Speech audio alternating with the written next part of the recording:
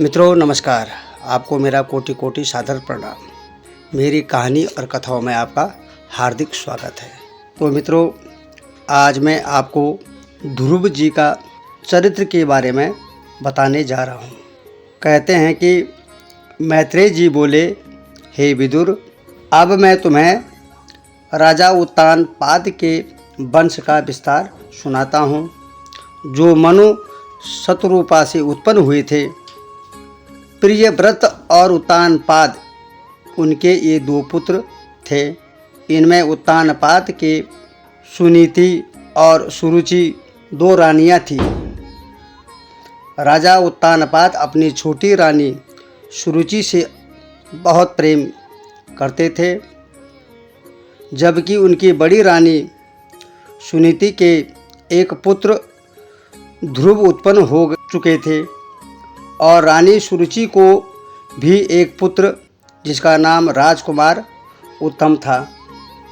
राजा ध्रुव को न प्यार कर रानी सुरुचि के नाते उत्तम को ही अधिक प्यार करते थे।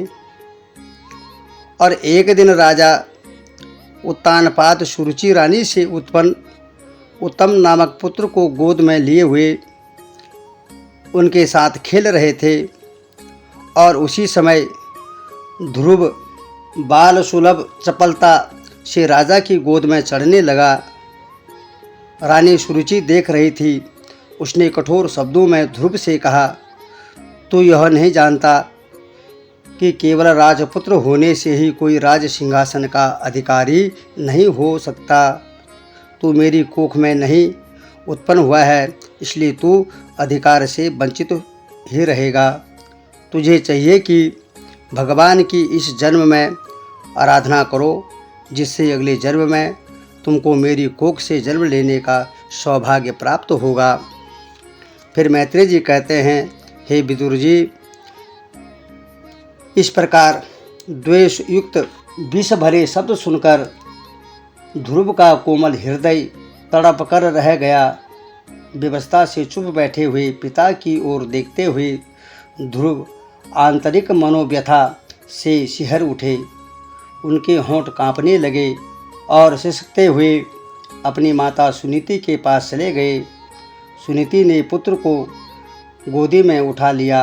उनको सौत द्वारा कही सुने बातें याद आने लगी और संताप से वे फपक फपक कर रोने लगी, और अपनी विवशता से विह्वल उनके बड़े बड़े नेत्र आंसुओं से उलछला उठे और एक दीर्घ उच्छ्वास के साथ उन्होंने कहना प्रारंभ किया, बेटा, तेरे लिए दूसरे कुछ भी कहे, किंतु तुझको किसी के प्रति अमंगल की भावना भी मन में न लाना चाहिए। किसी के प्रति गलत धारणा नहीं होनी चाहिए, क्योंकि ईश्वर भले बुरे सबका उचित फल देने वाला है। रानी सुरुचि ने जो कुछ कहा वह ठीक है।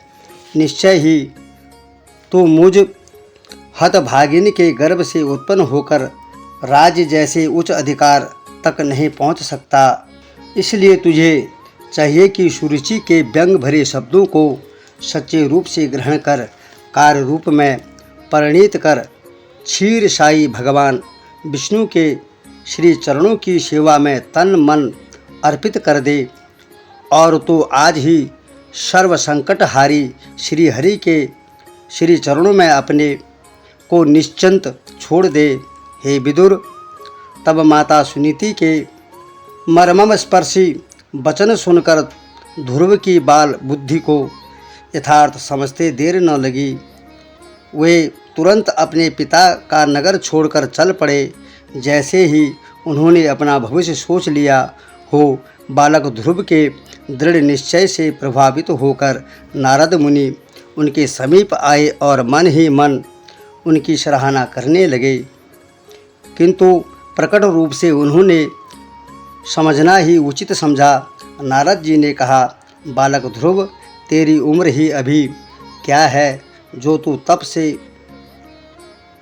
कठिन कार्य के लिए घर छोड़कर निकल पड़ा है। इस कच्ची उम्र में तेरे लिए मान सम्मान का कोई प्रश्न ही नहीं उठता। तुम्हें चिंता करने की बात नहीं है।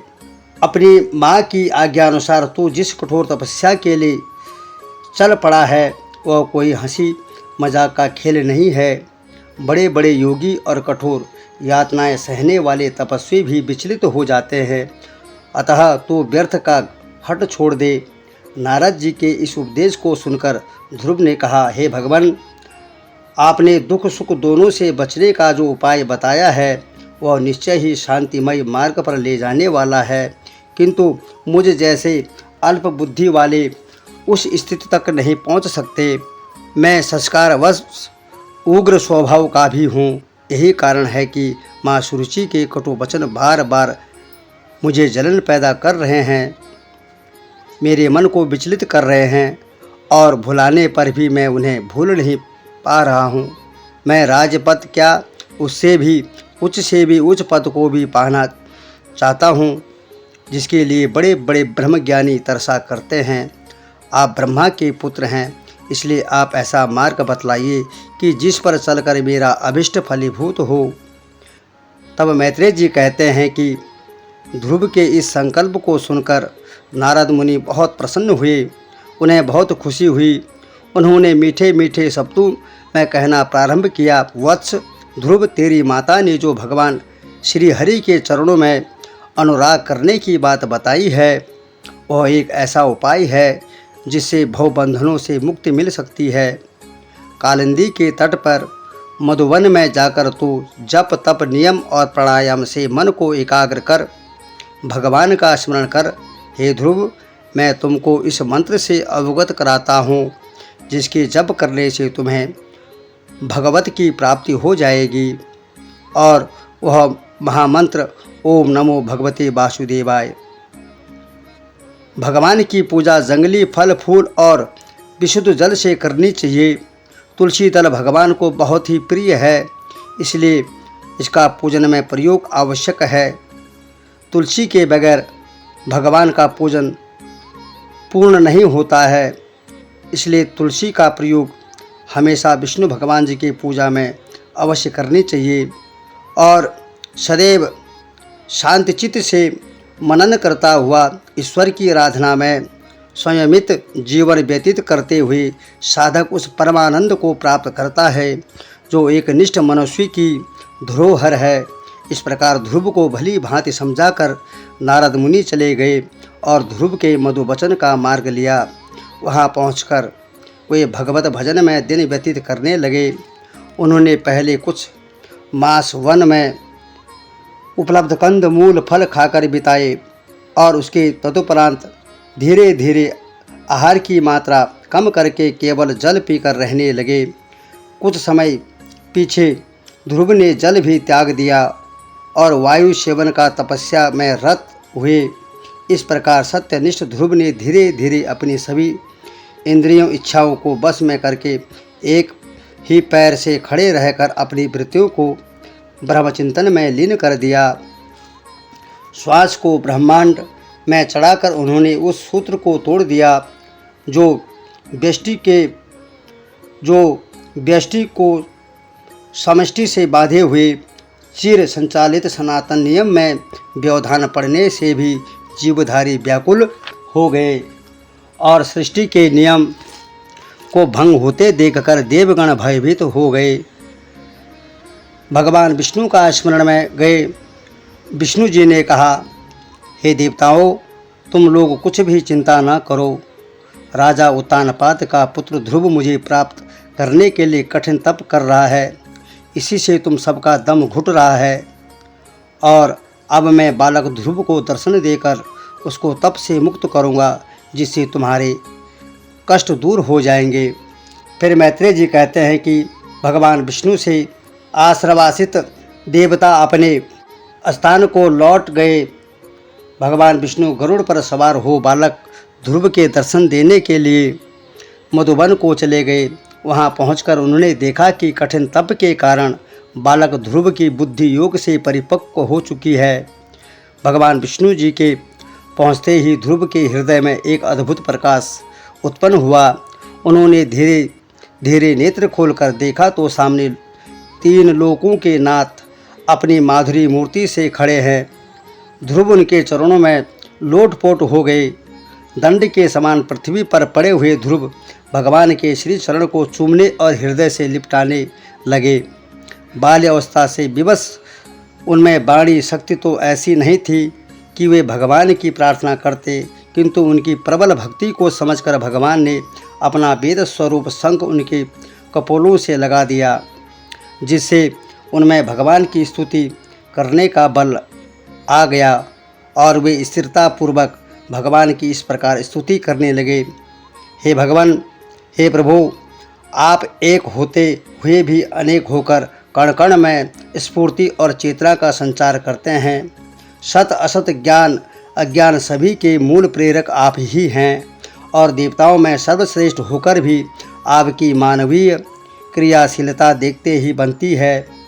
आप अपने भक्तों का कल्याण करते हैं, उनका मनोरथ पूर्ण करते हैं। हे प्रभु, आपके द्वारा ही प्रेरणा पाकर ब्रह्मा जी ने सृष्टि के विभिन्न सूत्रों को जोड़कर चराचर की रचना की है।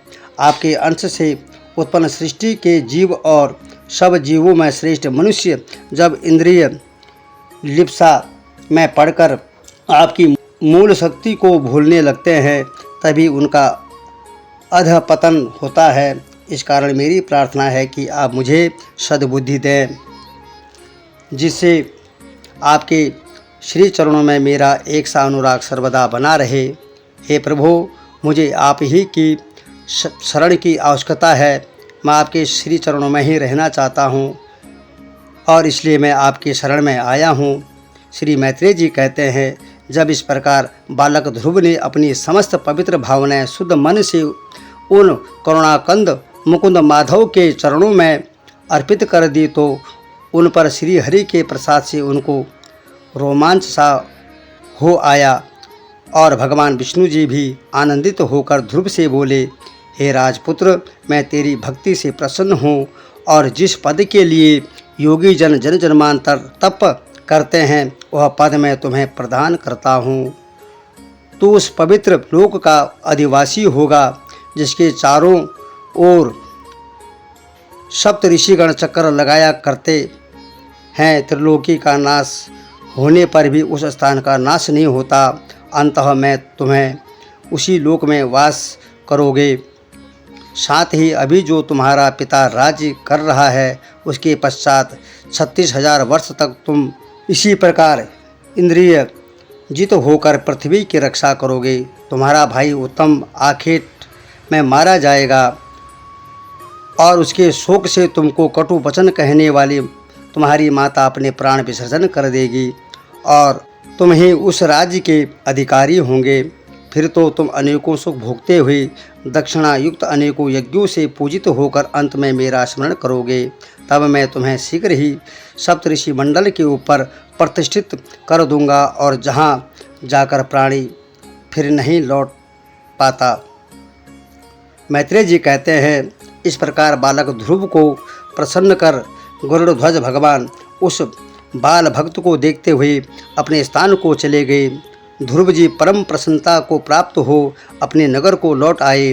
घर आकर उन्हें इस बात की बड़ी चिंता हुई कि हाँ, मैंने भगवान विष्णु जी को पाकर भी मुक्ति क्यों नहीं मांगी।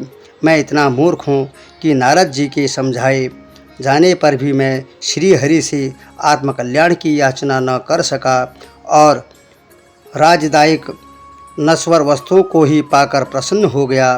निश्चय है कि देवताओं ने मेरी तपस्या से ईर्ष्या और मेरी बुद्धि को दूषित कर दिया है। मुझे आश्चर्य है कि मैं वास्तविक आत्मकल्याण को क्यों नहीं मांगा मैंने।